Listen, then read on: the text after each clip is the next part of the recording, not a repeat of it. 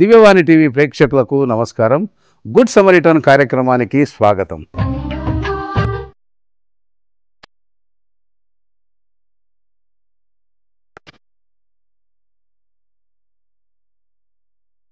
తల్లిదండ్రులు అనేవారే లేకుంటే ఈ లోకంలో కుటుంబ వ్యవస్థ లేనే లేదు. కనిపెంచిన తల్లిదండ్రులు నేటి కుటుంబ వ్యవస్థలో ఎన్నో అవస్థలు పడుతున్నారు. ప్రతి కుటుంబంలో ఏదో ఒక సమస్య. ఈ సమస్యలే ప్రధాన కారణంగా కుటుంబంలో విలువలు తగ్గిపోయి ప్రేమ, ఐక్యత, అనుబంధాలు అన్నీ విచ్ఛిన్నమైపోతున్నాయి. ఇలాంటి దుస్థితిలో ఏమీ చేయలేక, దిక్కుతోచక, ఎటుపోవాలో కూడా దారి తెలియక గమ్యం లేని జీవితం పండిన వృద్ధులు ఎందరో మరెందరో. ఇదిగో అలాంటి వారి కోసం నేనున్నాను అంటూ వృద్ధ అభయ ట్రస్ట్ ఓల్డేజ్ హోమ్ను స్థాపించి గత 17 సంవత్సరాలుగా వృద్ధాప్యములో ఉన్న వారి జీవితాల్లో ఆశా జ్యోతిగా వెలుగు నింపుతున్న గుడ్ సమరిటన్ కార్యక్రమంలో కొట్రిగా రవీందర్ గారు నేటి మంచి సమరయుడు.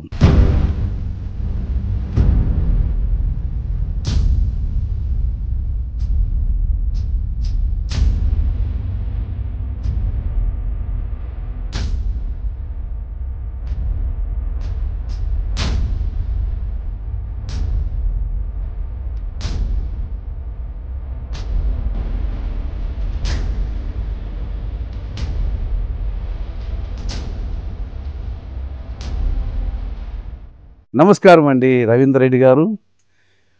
సార్, ముందుగా దివ్యవాణి టీవీ తరఫున మీకు మా అభినందనలు. మీరు, మీ కుటుంబం, మీరు ఎక్కడ జన్మించారు, మీ బాల్యం, మీ తల్లిదండ్రులు, అసలు ఈ సేవాతత్వం మీలో ఎలా ఉదయించింది సార్? ఆ వివరాలు మా దివ్యవాణి టీవీ ప్రేక్షకులతో వివరిస్తారా? నమస్కారం, నా పేరు రవీందర్ రెడ్డి. నేను జన్మించింది హైదరాబాద్లో. నేను నివసించేది హైదరాబాద్ ఉప్పల్లోనే. నా బాల్యము అంతా ఉప్పల్లోనే జరిగింది. దాని తర్వాత మా అమ్మ, నాన్న, మా అమ్మగారు, మా నాన్నగారు ఒక ఆర్మీ ఆఫీసర్. దాని తర్వాత అతనికి రిటైర్మెంట్ తర్వాత మా నాన్నగారు నరసింహారెడ్డి గారు, మా అమ్మగారు భారతమ్మ. మా నాన్నగారు జాబ్ చేసేది సర్వే ఆఫ్ ఇండియాలో. అతను రిటైర్మెంట్ వరకు ఇక్కడే సర్వే ఆఫ్ ఇండియాలోనే జాబ్ చేశారు. నేను కూడా చదువుకుంది ఇక్కడే సెంట్రల్ స్కూల్లో చదివాను. దాని తర్వాత నా ఎడ్యుకేషన్ అయిపోయిన తర్వాత ఇక్కడ సెంట్రల్ స్కూల్లో, దాని తర్వాత మళ్ళీ నేను హయ్యర్ ఎడ్యుకేషన్స్ చేశాను. ఇప్పుడు ప్రస్తుతం నేను డిగ్రీ అయిపోయింది, మా పీజీ అయిపోయింది. మళ్ళీ నేను ఇప్పుడు ఆటోమొబైల్ ఇంజనీరింగ్ కూడా చేశాను. ఇది నా క్వాలిఫికేషన్. ఈ క్వాలిఫికేషన్ అపార్ట్ ఫ్రమ్ దిస్ నా లైఫ్ ఈ రకంగా నడుస్తూ ఉంది. వృద్ధాప్యం అనేది ఒక శాపం అంటారు కొందరు. అటువంటి ఈ వృద్ధాప్యములో ఉన్న ఎంతోమందికి మీరు ఈ సేవ చేయడానికి ముఖ్యమైన ఆశయం ఏమిటి? అసలు ఎలా ఈ సేవ చేయగలుగుతున్నారు కాస్త వివరిస్తారా? ఈ సేవ చేయడానికి ప్రేరణ అంటే నాకు అలా జరిగింది. నాకు అనిపించింది అనమాట, నేను సేవ చేయాలి అనేది. ఎందుకంటే ఇంతకంటే ముందు అలా నేను కొంచెం ఈ ఏమంటారంటే ఆర్ఫన్ పిల్లలకి, మళ్ళీ స్కూల్ పిల్లలకి కొంతమందికి హెల్ప్ చేశాను. వాళ్ళకి హెల్ప్ చేస్తే వాళ్ళ హెల్ప్ అంతా పూర్తిగా అయిపోయింది. వాళ్ళ ఎడ్యుకేషన్ అంతా అయిపోయిన తర్వాత వాళ్ళు మళ్ళీ నన్ను దే హ్యావ్ నాట్ కేర్డ్, నన్ను చూడలేదు, వాళ్ళు నా దగ్గర రాలేదు, వాళ్ళ రెస్పాన్స్ కరెక్ట్గా లేదు. దాని తర్వాత నాకు ఎందుకో వాళ్ళ మీద ఇదనిపించింది, ఈ రకంగా ఎంతమందికి చేసినా కానీ వాళ్ళు నన్ను రికగ్నైజ్ చేయట్లేదు, వాళ్ళకి నేను సేవ ఎందుకు చేయాలి అనేది నాకు అలా అనిపించిన తర్వాత నేను ఆ సేవలు చేయడం అనేది మానుకొని మళ్ళీ why don't I start and old age home అనేది నాకు అనిపించింది. ఓల్డ్ ఏజ్ హోమ్ అంటే వాళ్ళంతా అనుభవంతో వాళ్ళన్నీ వాళ్ళ అనుభవాలన్నీ దాటిన తర్వాత వాళ్ళు ఓల్డ్ ఏజ్ పరిస్థితికి వస్తారు. ఆ ఓల్డ్ ఏజ్ పరిస్థితికి వచ్చిన తర్వాత వాళ్ళకేంటంటే వాళ్ళకి ఎక్కడికి వెళ్ళడానికి వాళ్ళకి ఆస్కారం ఉండదు. వాళ్ళు ఒక డెసిషన్ తర్వాతనే వాళ్ళు ఓల్డ్ ఏజ్ హోమ్కి స్టెప్ అవుతారు. ఆ స్టెప్ అయిపోయినప్పుడు ఏంటంటే మేము ఇక్కడికి వచ్చాము, ఈడ మా అనుభవం అంతా జరిగిన తర్వాత ఓల్డ్ ఏజ్ వాళ్ళు నా దగ్గరికి వస్తారు. నా దగ్గరికి వచ్చినప్పుడు వాళ్ళకి నేను పెట్టే ప్రతి ముద్దకి వాళ్ళు నాకు వాల్యూ ఇస్తారు అనే ఉద్దేశంతో నేను ఈ ఓల్డ్ ఏజ్ హోమ్ స్టార్ట్ చేశాను. నా పేరు శోభమేరి. ఈ ట్రస్ట్లోకి దేనికి వచ్చామంటే వృద్ధులందరూ ఉన్నారు, ఇది ఒక సేవాభావంగా వచ్చాము. సేవా తత్పరత ఉంది కనుక సార్ కూడా మమ్మల్ని ఇక్కడికి తీసుకొని వచ్చారు. కుటుంబ పరంగా వచ్చాము ఇక్కడికి మేము. తర్వాత మా వాళ్ళు వెళ్ళిపోయారు. నేను ఒక మిస్గా సేవ చేస్తున్నాను. తర్వాత ఇందులో అందరం కూడా మరి సహృదయంతోనే పనిచేయాలి. సహృదయంతో పనిచేస్తున్నాము. సార్ అయితే దీనికి కావలసిన ప్రతి మంచి మాకు సానుకూలపరుస్తున్నారు. ఒక బట్టలేంటి, ఆహార పదార్థాలేంటి, వాటిలో ఒక్కొక్కప్పుడు మాకు నెయ్యితో సహా మాకు భోజన పదార్థాలని మరి పాయసాలని మాకు అందజేస్తారు. వాళ్ళకు ఒక ఫామ్ కూడా ఉంది. పాలు కూడా మాకు ప్రతిదినం అనే 3 డేస్కి ఒకసారి మాకు 11 లీటర్లు 15 లీటర్లు వారు సరఫరా చేస్తారు. మరి కొబ్బరి నూనె మొదలుకొని ప్రతి ఒక్కటి అంటే సోపు, సర్పు, స్నానం సబ్బులు, ఎవ్రీథింగ్ దే ఆర్ ప్రొవైడర్స్. ఎవరికి ఏ తక్కువ లేకుండా వారు ప్రశంసాపూర్వకంగా మాకు ఎంత బాగా ఫీడ్ చేస్తున్నారంటే ఇది మేము మాటల్లో అందించలేము మీకు. ఈ సహృదయం దైవజనులైన బిడ్డలకే ఉంటుంది అనుకున్నాను నేను. కానీ ఇక్కడ అన్యపరంగా కూడా వాళ్ళు కూడా ఇంత మంచి సహృదయంతో సేవ చేయటం అనేది మెచ్చుకోదగ్గ విషయం. వారికి తలంపు రావడం, మరి వారికి దోహదంగా మేమందరం కూడా పనిచేయడం, మరి అందరూ కూడా దీనికి సహాయకారులుగానే ఉన్నారు. వారందరికి కూడా మా అభినందనలు. ఇప్పటి వరకు మీరు ఎంతమంది వృద్ధులకు చేయూతనిచ్చి వారికి ఆసరగా నిలిచారు? మానవత్వానికి మీరు ఒక చిరునామాలా ఉన్నారు. ఇదంతా ఎలా సాధ్యపడింది కాస్త వివరిస్తారా? ఇప్పుడు నేను చెప్పాను మీకు ముందుగా, మీరు అనేది ఏంటంటే వృద్ధాప్యం ఒక శాపం అని అంటున్నారు. వృద్ధాప్యం శాపం అంటే ప్రతి మనిషికి వృద్ధాప్యం అనేది తప్పనిసరిగా వస్తుంది. ప్రతి ఒక్కరూ శాపగ్రస్తులు అయితే మరి ప్రపంచం అనేది నడిచేది ఎలాగ నడుస్తుంది? అయితే ఆ శాపంలో కొంతమందికి ఏంటంటే వాళ్ళ సొంతం పిల్లలు, ఫ్యామిలీ, వాళ్ళు చూసే వాళ్ళు ప్రాపర్గా ఉన్న వాళ్ళకైతే వాళ్ళ శాపగ్రస్తులు ఎవ్వరు. దాంట్లో 90% మనుషులు, నేను ఇప్పుడు 17వ సంవత్సరం ఇప్పుడు నేను నడిపేది ఈ వృద్ధాశ్రమం. 17 సంవత్సరాల నుంచి నేను చూస్తూ ఉన్నాను. 90% పీపుల్ వాళ్ళు ప్రతి తల్లిదండ్రులతో, భార్యాభర్తలతో, లేకపోతే కోడళ్ళు కూతుర్లతో, వీళ్ళందరితో బాధలు పడే ఉంటున్నారు నా దగ్గర ఓల్డేజ్ హోమ్లో. ఆ కారణంగా నేను ఇవన్నీ చూసి ఆ ఎక్స్పీరియన్సెస్తోనే నేను నా ఓల్డేజ్ హోమ్, నా వృద్ధా ఆశ్రమాన్ని నేను మెల్లిగా అలా నడుపుతూ ఉన్నాను. మా ఓల్డేజ్ హోమ్కు రావడానికి కారణం సార్, మాకు మా సార్ గారు మా తమ్ముడు ఇక్కడ ఉంటే, మా చెల్లెలు, మా తమ్ముడు, మా అక్క కూతురు ఉండే తమ్ముడికి ఇచ్చినాము. అక్కడ నుంచి వాళ్ళు ఇక్కడికి తీసుకొచ్చి వచ్చినారు. అప్పట్లో ఒక ఆమె లక్ష్మమ్మ అని ఒక ఆమె ఉండే, ఆమె ద్వారా వచ్చి ఈడ ఓల్డేజ్ హోమ్లో ఉంటుంటే నేను వచ్చి 7-8 సంవత్సరాలు అవుతుంది. 7-8 సంవత్సరాల నుంచి కూడా మా సారు మాకు అన్ని సరుపు, సబ్బు, కొబ్బరి నూనె, బట్టలు, నెలకు దసరాకు బట్టలు ఇస్తాడు, ఉగాదికి బట్టలు ఇస్తాడు. మాకు మంచిగా చూసుకుంటున్నాడు. కాబట్టి 7-8 సంవత్సరాల నుంచి కూడా నేను ఇక్కడే ఉంటున్నాను. నాకేందన్నా ఆరోగ్యం బాగలేకపోతే ఇక్కడ బస్తీ దవాఖాన మా సారు గారు మాట్లాడినారు కాబట్టి అడిగి పోయి చూపించుకుంటాం. మాకేమన్నా రాసిస్తే మళ్ళీ కొంచెం డబ్బులు పెట్టుకొని తీర్చుకుంటాం. ఇక్కడ బాగానే సంతోషంగా ఉన్నాను. ఇంటికాడికి కూడా ఇక్కడనే బాగున్నాను. నాకు ఒక్క కూతురు ఉంటే అత్తగారింట్లో ఉంది. అత్తగారు వాళ్ళ అత్త మామ వాళ్ళు నన్ను పడనీయకపోతే వాళ్ళు ఇంకా తరిమేసినట్టేనండి. వాళ్ళ అత్తగారు వాళ్ళు తరిమేసినట్టే అయితేనే నేను ఈడికి రాగలిగేసే పరిస్థితి ఏర్పడింది. వాళ్ళ ఇంట్లో నుంచి నేను ఈడికి రావచ్చు. రెండోసారి కూడా పోయి మళ్ళీ కూడా మా సార్ని అడిగి, సార్ నేను వస్తున్నానని చెప్తే, ఎందుకు బిడ్డ కదా నువ్వు కొంచెం చూసుకో రత్నమ్మ అని చెప్పింటే, సార్ ఉండి లేదు సార్ నేను ఉండలేను, ఇంకా సావుదల తప్పితే నేనేం ఉండలేదంటే వచ్చేసాయనంటే ఇంక అప్పటి నుంచి ఇక్కడే ఉంటున్నాను సార్. నేను వచ్చి కూడా మళ్ళీ రెండోసారి వచ్చి కూడా 4-5 సంవత్సరాల పైన అవుతుంది. ఈ మధ్యనే కొంచెం బిడ్డ మాట్లాడుతుంది. ఈడ హాస్టల్ అనేది ఎంత మంచిదంటే మాలాంటి వాళ్ళకు ఇండ్లల్లో సమస్యల కాడికి ఈడనే బాగుంటుంది అని దానికి రుజువుగా నేనే సార్. 7-8 సంవత్సరాల నుంచి అంటే ఉండానంటే నేనే ఈ హాస్టల్కు రుజువు. నేను అంత బాగా చూసుకోబట్టే నేను ఉండగలుగుతున్నాను కదా. అది అయితే మేము ఎక్కడికి పోము, బయటికి పోము, చేయము, చెందము. మాకు అవసరమైతే వాకింగ్ పోయేస్తాం అంతవరకే, కానీ దేనికి పోము.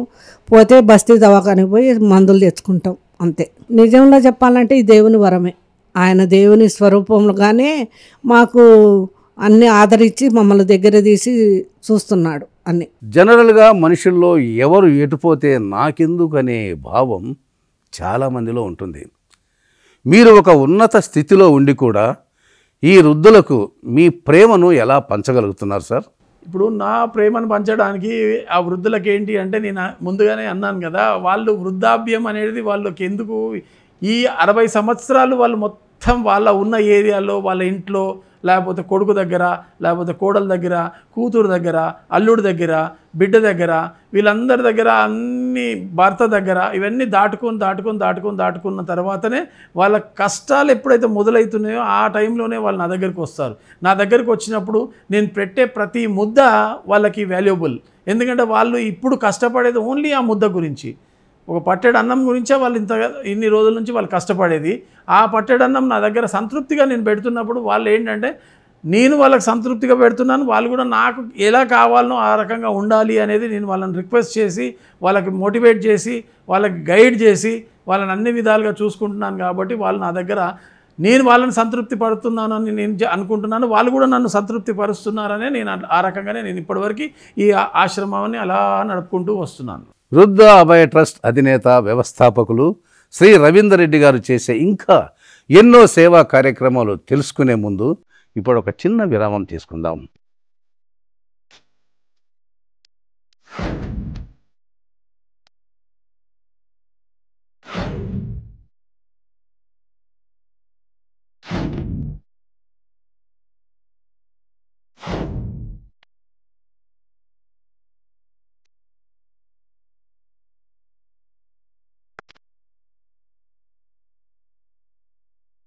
కొట్రిగ రవీందర్ రెడ్డి గారు చేస్తున్న ఇంకా ఎన్నో రకాలైన సేవలు, వారి ఆశయాలు, ఈ సంస్థను ఇంకా ముందుకు ఎలా తీసుకెళ్తున్నారో విరామం తర్వాత ఇప్పుడు చూద్దాం.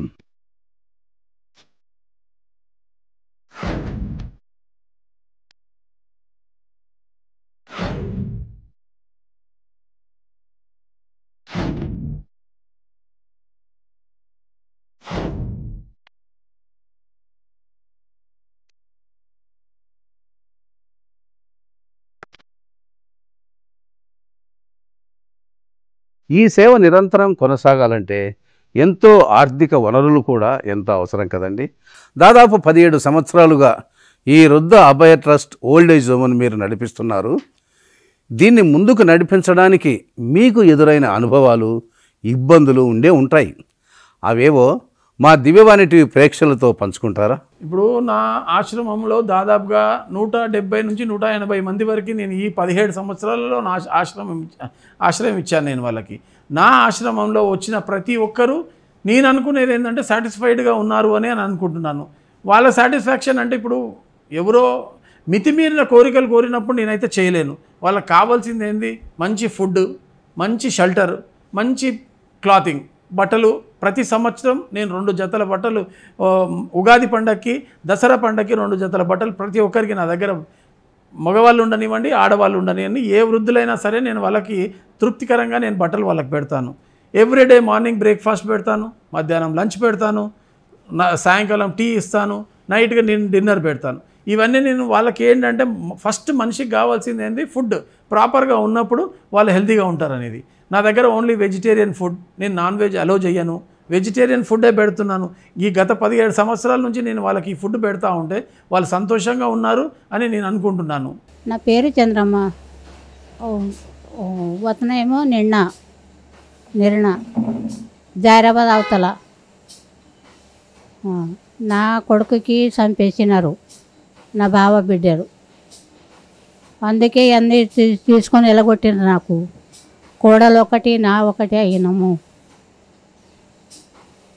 అందుకే ఇక్కడ బిడ్డ దగ్గర వచ్చినాను. వచ్చి ఇక్కడ ఉంటాను. నా బిడ్డకు నాకు జర కొట్లాట వచ్చింది, అందుకే ఇక్కడ ఆశ్రమం తీసుకువచ్చినారు. దీంట్లో నా అనుభవం అది నడపడానికి ఫైనాన్షియల్గా నేను చాలా ఇబ్బందులు పడ్డాను. కానీ ఏనాడు నా ఆశ్రమంలో నా వాళ్ళకి ఈ ప్రాబ్లమ్స్ ఏమీ లేకుండా చూడడానికి నాతో ఎంతవరకు చేతనవుతుందో అంతవరకు సహాయం చేస్తూనే ఉన్నాను, అంతవరకు కృషి చేస్తూనే ఉన్నాను, అంతవరకు వాళ్ళకి హెల్ప్ చేస్తూనే ఉన్నాను. వాళ్ళైతే నా దగ్గర సాటిస్ఫైడ్గా ఉన్నారు అని నేను అనుకుంటున్నాను. ఎలాగో మీరు వాళ్ళు ఇండివిజువల్గా కూడా వాళ్ళ దగ్గర మీరు ఇంటర్వ్యూస్ తీసుకోండి, వాళ్ళు కూడా మీకు చెప్తారు వాళ్ళు ఏ రకంగా చూస్తున్నాను, నేను ఏ రకంగా వాళ్ళని సాటిస్ఫై చేస్తున్నాను ఇదని. ఫైనాన్షియల్గా చూసుకుంటే నా ఫ్రెండ్స్, లేకపోతే మా చెల్లెళ్ళు, నా ఫ్యామిలీ పర్సన్స్, ఈ కొంతమంది వాళ్ళు నాకు హెల్ప్ చేస్తూ ఉన్నారు. వాళ్ళని ఏ రకంగా నేను ఇది చేస్తున్నాను. కొంతమంది మేము రైస్ పంపిస్తామని అంటారు, కొంతమంది పాలు పంపిస్తామంటారు, కొంతమంది కూరగాయలు పంపిస్తామంటారు. వాళ్ళు రెగ్యులర్ కాదు, ఎప్పుడో ఎవరో ఏదో చేస్తే అది నాకు హెల్ప్ఫుల్గానే అవుతుంది. నేను నా ప్రతి 100 రూపాయలు ఖర్చు పెట్టాలి అని అంటే నేను దానికి 100 సార్లు లెక్కలు వేసుకోవాల్సి వస్తుంది. ఎందుకంటే ఆ 100 రూపాయలు ఖర్చు పెట్టాలి అని అంటే నా ఆశ్రమంలో నేను ఎంతమందికి నేను ఫీడ్ చేయగలుగుతా, నేను ఏం తీసుకొచ్చి పెట్టగలుగుతా వాళ్ళకి అనే విధంగా. ఎందుకంటే ఇది నేను ఒక కాన్సెప్ట్గా స్టార్ట్ చేశాను కాబట్టి నేను వీళ్ళకి ఫుల్ఫిల్ చేయాలి అనే ఉద్దేశంలోనే నేను అది నడుపుతూ ఉన్నాను అనమాట. ప్రతి ఒక్క అడుగులో, ప్రతి ఒక్క స్టెప్లో నేను ఏది తీసుకున్నా సరే స్టెప్, దానికి ఏంటంటే నా ఆశ్రమంలో ఉన్న ఇన్మేట్స్కి నేను ఏ రకంగా నేను ఫుల్ఫిల్ చేయగలుగుతాను, అదొకటే ఆలోచనతోని ఇప్పటివరకు అలా నడుపుకుంటూ వచ్చాను.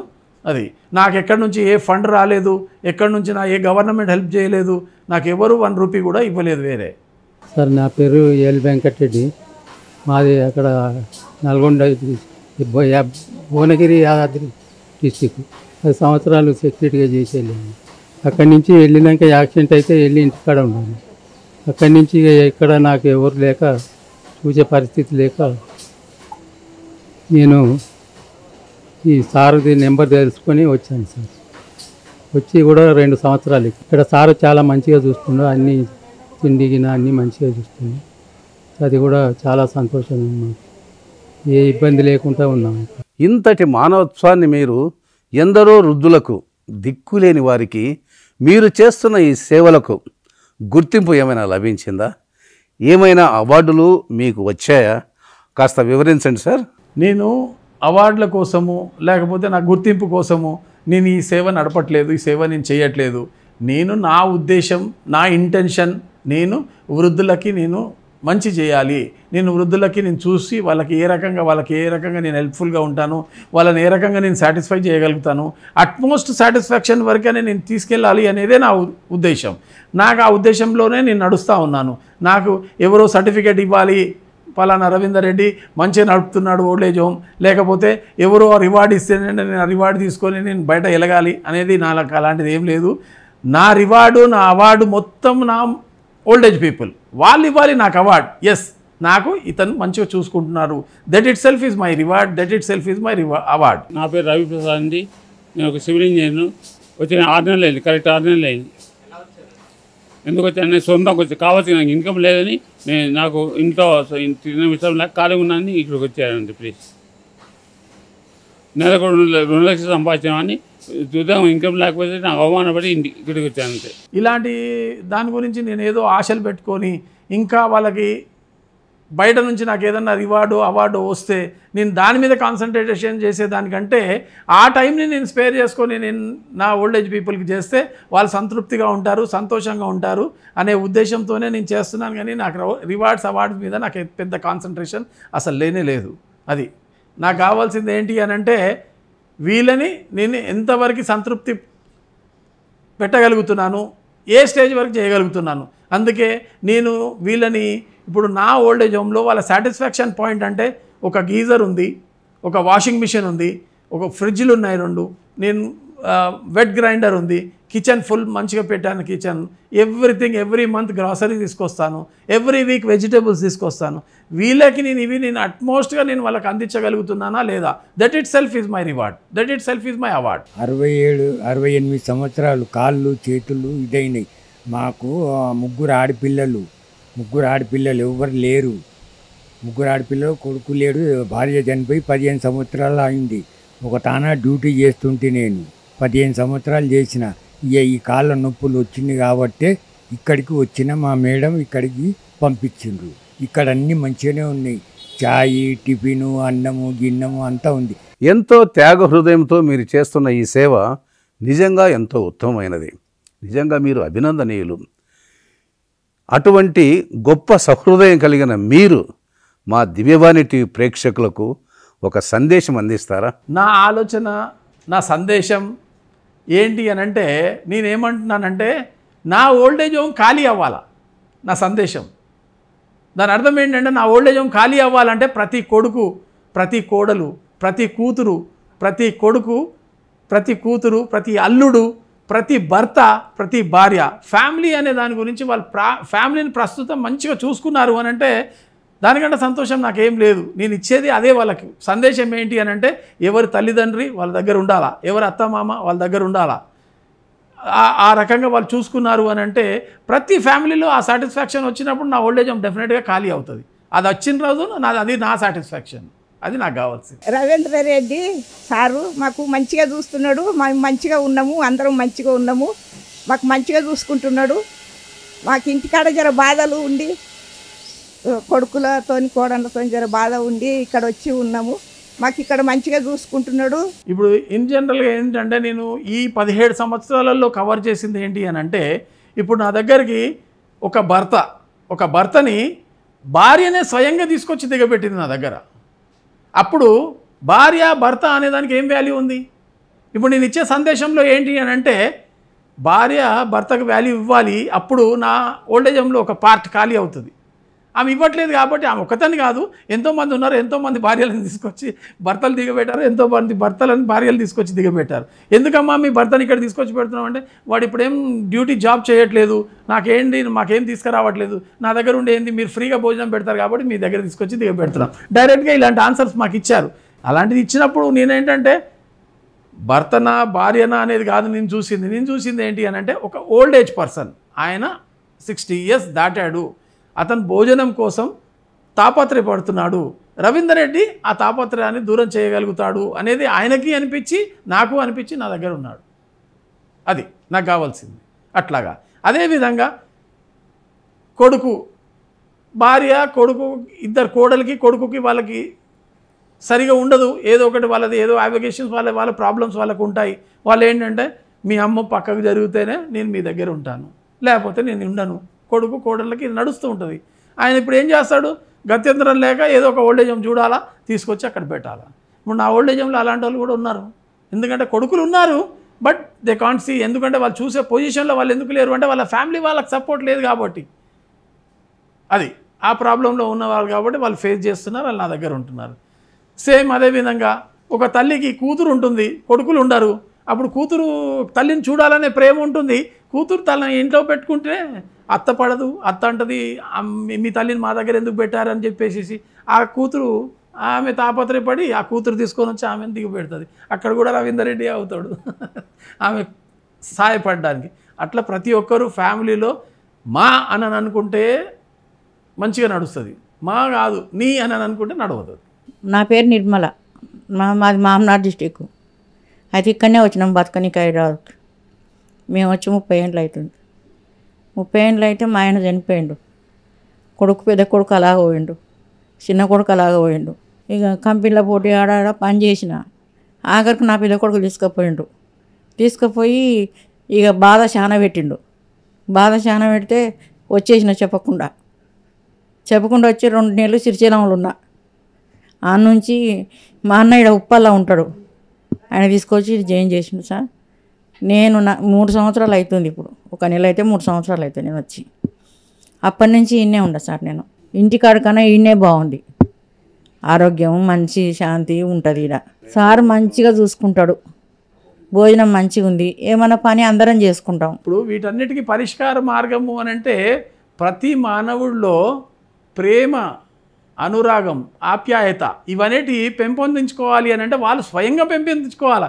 ఎవరో తీసుకొని వచ్చి బాబు నువ్వు ప్రేమగా ఉండు, లేకపోతే నువ్వు ఈ రకంగా బిహేవ్ చెయ్యి, లేకపోతే ఇట్లా మంచిగా ఉండు అని ఎవరో వచ్చి చెప్తే వినేవాళ్ళు ఎవరు లేరు. వాళ్ళకి స్వతహాగా వాళ్ళకి అనిపించాలా, నా అమ్మని నేను ఈ రకంగా చూసుకోవాలా, నా అత్తని నేను ఈ రకంగా చూసుకోవాలా, లేకపోతే మా కోడలు వచ్చేసి మా అత్తయ్యని నేను ఈ రకంగా చూసుకోవాలా, కూతురు అమ్మ అని అనుకున్నప్పుడు అల్లుడు కూడా మా అత్తయ్యని నేను ఈ రకంగా చూసుకోవాలా. ప్రతి ఒక్కరు ఫ్యామిలీలో ఎవరైనా సరే చిన్న పిల్లోడు కాడ నుంచి ఆమెని చూసుకునేంత లెవెల్కి ఉన్నంత వరకు ప్రతి ఒక్కరూ తల్లినైనా తండ్రినైనా రెస్పెక్ట్ ఇచ్చి చూసుకుంటేనే అదే అన్నిటికంటే గొప్ప వరం. అది ఇక దానికంటే మించింది ఏం లేదు. ఏదో బైబిల్లో ఒక రకంగా ఖురాన్లో ఒక రకంగా, భగవద్గీతలో ఒక రకంగా అనేది ఏం లేదు. దేవుడు అంతా ఒకటే. అందరికీ చెప్పేది ఏంటి అని అంటే ప్రేమ, అనురాగం, ఆప్యాయత, కరుణ అన్నీ ఈక్వల్ లెవెల్స్లో ఉండి ప్రతి ఒక్కరు కరెక్ట్గా చూసినప్పుడు ప్రతి ఒక్కరు సంతోషంగానే ఉంటారు. అప్పుడు ఈ ఆశ్రమాలు ఇవి వాళ్ళు వీళ్ళు అందరూ వచ్చి ఎవరో ఏదో చేయాలనేది అవసరమే పడదు అసలు.